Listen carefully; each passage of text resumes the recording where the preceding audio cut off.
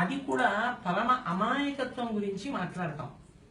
అంటే పాపం ఆవిడికి కుడి ఎడమ తెలియదండి అంటాం. కుడి ఎడమ తెలియదు అంటే ఒకటి అమాయకురాలు, రెండు ఏది ఇచ్చేయచ్చు ఏది ఇచ్చేయకూడదు అన్నది కూడా తెలియదు. ఆ ప్రేమ పొంగులో ఏదైనా ఇచ్చేస్తారు. వాళ్ళకి ఇంకా కాపట్యం ఉండదు. అయ్యో ఇది ఇచ్చేయడమా అన్న దాపరికం కూడా ఉండదు. ఆ త్యాగానికి అంతు ఉండదు.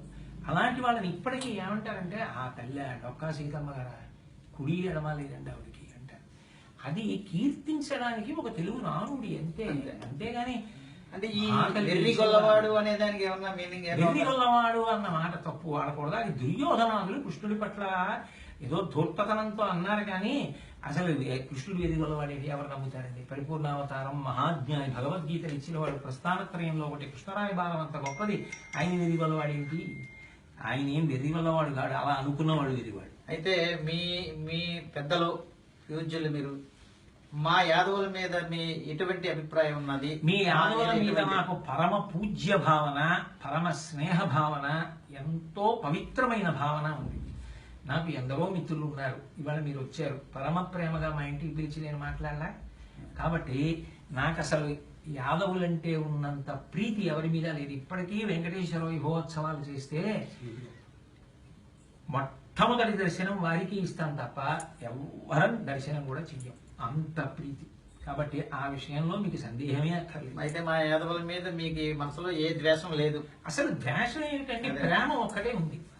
అయినా కూడా నా మాటలు మీకు ఏమైనా ఇంకొకలాగా వినిపించి దానివల్ల మీ మనసు బాధపడి ఉంటే నేను క్షంతవ్యం. కానీ నేను మనఃపూర్వకంగా మాత్రం అసలు ఆ మాట అనలేదు. మిమ్మల్ని కించపరచాలి, గాయపరచాలన్న భావన నాకుంటే అలా అనను.